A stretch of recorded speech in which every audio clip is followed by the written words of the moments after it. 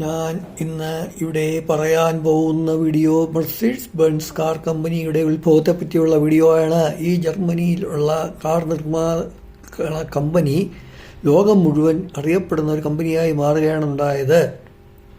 ജർമ്മനിയിലെ 1800 വർഷത്തിൻ്റെ മധ്യകാലഘട്ടത്തിലേക്ക് നമുക്ക് പോകാം. അന്ന്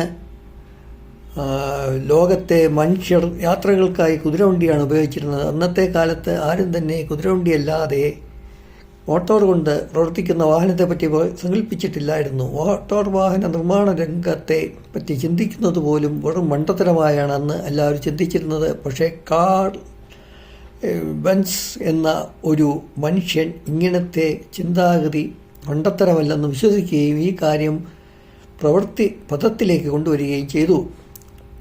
അദ്ദേഹം 1844 ജർമ്മനിയിലെ ചെറിയൊരു ഗ്രാമമായ കാറൽസ് റൂഹെ എന്ന ഒരു സ്ഥലത്താണ് ജനിച്ചത്. അദ്ദേഹം ബുദ്ധിമാനും ശാന്ത സ്വഭാവക്കാരനും എപ്പോഴും പുതിയ പുതിയ കാര്യങ്ങളെപ്പറ്റി ചിന്തിക്കുകയും ചെയ്തിരുന്ന ഒരു മെക്കാനിക്കൽ എഞ്ചിനീയർ ആയിരുന്നു.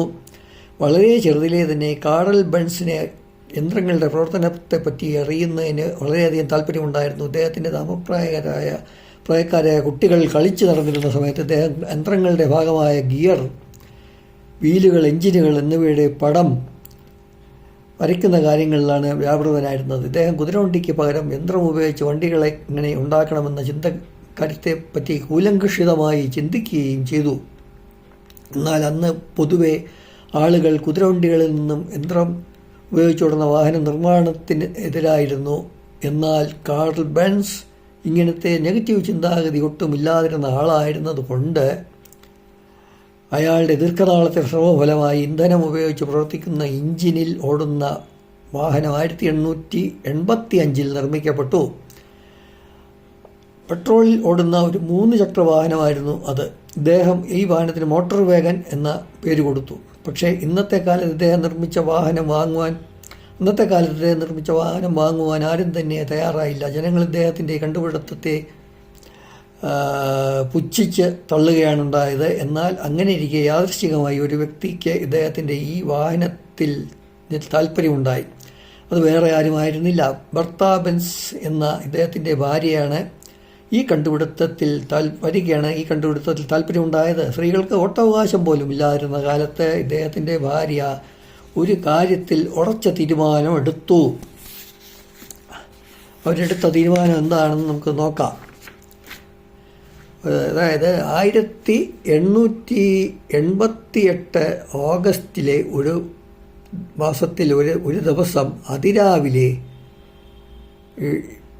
കാർൽ ബെൻസിൻ്റെ ഭാര്യയായ ബെർത്ത ബെൻസ് ഭർത്താവിനോട് പോലും പറയാതെ അവരുടെ 2 ആൺമക്കളെയും കൂട്ടിക്കൊണ്ട് കാർൽ ബെൻസ് ഉണ്ടാക്കിയ കാറിൽ ഒരു യാത്ര പോയി. ആ യാത്ര വഴി വളരെ പുതിയ ഒരു മാറ്റമാണ് ഉണ്ടായത്.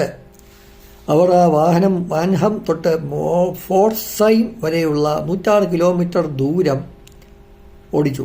ഈ ഒരു യാത്രയാണ് ലോകത്തിലെ ആദ്യത്തെ ഏറ്റവും ദൂരം കൂടിയ കാർ യാത്രയായി കണക്കാക്കുന്നത്. അവരുടെ കയ്യിൽ ആണെങ്കിൽ റോഡ് മാപ്പോ ഒന്നും തന്നെ ഉണ്ടായിരുന്നില്ല. ഈ പോകുന്ന യാത്രയിൽ വാഹനത്തിന് വഴിയിൽ വെച്ച് എന്തെങ്കിലും കേടുപാട് സംഭവിച്ചാൽ സഹായിക്കാൻ ഒരു മെക്കാനിക്കിനെ പോലും കിട്ടുമായിരുന്നില്ല. ഈ വഴിയിൽ പെട്രോൾ പമ്പ് ഒന്നും ഇല്ലായിരുന്നു. പക്ഷേ ധൈര്യശാലിയായ ബെർത്ത ബെൻസിന് അതൊന്നും തന്നെ യാതൊരു പ്രശ്നവും ആയിരുന്നില്ല.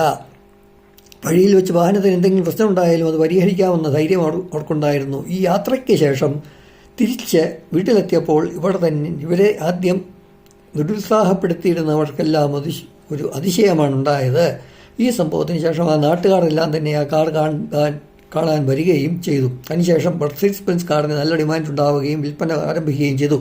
ഈ വാഹനത്തിന് പലയിടങ്ങളിൽ നിന്ന് ഓർഡർ കിട്ടുകയും ചെയ്തു. പക്ഷേ അതേ സമയത്ത് തന്നെ ജർമ്മനിയിലുള്ള വേറൊരു സിറ്റിയായ സ്റ്റട്ട്ഗർട്ടിൽ കാർൽ ബെൻസിനെ പോലെ തന്നെ അതിബുദ്ധിമാനായ ഗോട്ട്ലിയർ ഡെയിംലർ എന്ന ഒരാൾ കാർൽ ബെൻസിൻ്റെ അതേ ചിന്താഗതിയുള്ള ഒരാളായിരുന്നു. അദ്ദേഹത്തിന് ഒരു കാറ് സാധാരണക്കാരായ ജനങ്ങൾക്ക് വേണ്ടി വളരെ താങ്ങാവുന്ന വിലയ്ക്ക് ഉണ്ടാക്കി കൊടുക്കണമെന്നുണ്ടായിരുന്നു. അങ്ങനെ 1886 കാർൽ ബെൻസിന് കാറ് പിന്നെയും ഉണ്ടാക്കിക്കൊണ്ടിരിക്കുമ്പോൾ തന്നെ ഡെയിംലറും അദ്ദേഹത്തിൻ്റെ പാർട്ട്ണറായ വിൽഹം മെബാക്കും ഇതുപോലെ ഉള്ള ഒരു വാഹനം ഉണ്ടാക്കുകയായിരുന്നു. ഡെയിംലർ ഉണ്ടാക്കിയ ചെറിയ എഞ്ചിൻ ഒരു ബൈസൈക്കിളിൽ ഘടിപ്പിച്ച് അന്നത്തെ കാലത്തുള്ള വളരെ വേഗതയേറിയ മോട്ടോർ ബൈക്ക് ലോകത്തിന് സമർപ്പിച്ചു. പിന്നീട് ഇവർ ഈ മോട്ടോർ ബൈക്കിൽ ഘടിപ്പിച്ച എഞ്ചിൻ തന്നെ ഒരു 4 ചക്ര വാഹനത്തിൽ ഘടിപ്പിച്ച് ഓടിക്കുകയും ചെയ്തു. അങ്ങനെ വന്നപ്പോൾ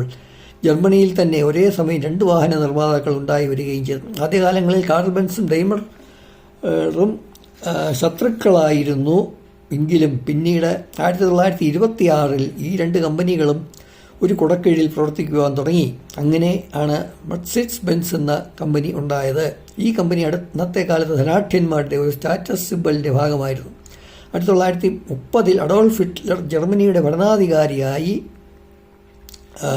വന്നപ്പോൾ മെർസിഡീസ് ബെൻസ് കമ്പനിക്ക് സർക്കാരിൻ്റെ ഭാഗത്ത് നിന്നും ധാരാളം ഓർഡറുകൾ ലഭിക്കുകയും ചെയ്തു. അങ്ങനെ വന്നപ്പോൾ അവർ കാർ കൂടാതെ മിലിറ്ററി ട്രക്കും മറ്റും ഉണ്ടാക്കുവാൻ തുടങ്ങി.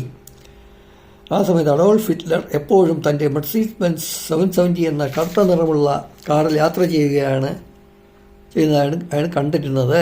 ആ സമയത്ത് ഹിറ്റ്ലർ തൻ്റെ രാജ്യത്തെ തടവുകാരെയും കൂട്ടി മെർസിഡീസ് ബെൻസ് പോലുള്ള കമ്പനികളിലെ തൊഴിലാളികളായി നിർബന്ധിതമായി ജോലി ചെയ്യിക്കുവാൻ തുടങ്ങി. അങ്ങനെ വേൾഡ് വാർ II കാലത്ത് 40,000 തടവുകാർ തന്നെ മെർസിഡീസ് ഫാക്ടറിയിൽ ജോലി ചെയ്തിരുന്നു. 2ാം ലോക മഹായുദ്ധകാലത്ത് ജർമ്മനിയിലെ പല പ്രധാനപ്പെട്ട ഫാക്ടറികളും ബോംബിടലിൻ്റെ ഭാഗമായി നശിച്ചുപോയി. മെർസിഡീസ് ബെൻസ് കമ്പനിയും ഇതിൻ്റെ ഭാഗമായി നശിച്ചുപോയി. എങ്കിലും പിന്നെയും ഈ കമ്പനി പൂജ്യത്തിൽ നിന്നും പുതിയ രീതിയിൽ വികസിച്ചു വരികയും ചെറിയ കാറുകൾ, ഡെലിവറി വാനുകൾ, ബസ്സുകൾ എന്നിവ നിർമ്മിച്ചു പ്രചരിപ്പിക്കുകയും ചെയ്തു. കാലക്രമേണ മെർസിഡീസ് ബെൻസ് ഉൽപ്പാദിപ്പിക്കുന്ന കാറുകൾ ഓരോ രാജ്യത്തെയും പ്രസിഡന്റുമാർ, രാജാക്കന്മാർ, വലിയ ബിസിനസ്മാൻമാർ, ഹോളിവുഡ് നടന്മാർ തുടങ്ങിയവർ ഉപയോഗിക്കാൻ തുടങ്ങി. അക്കാലത്ത് പല പ്രമുഖ കാർ നിർമ്മാതാക്കളും വേഗതയും ഭംഗിയും മാത്രം വാഹനങ്ങൾക്ക് കൊടുത്തപ്പോൾ മെർസിഡീസ് ബെൻസ് വാഹനങ്ങൾക്ക് അപകട സുരക്ഷയ്ക്കാണ് പ്രാധാന്യം കൊടുത്തത്.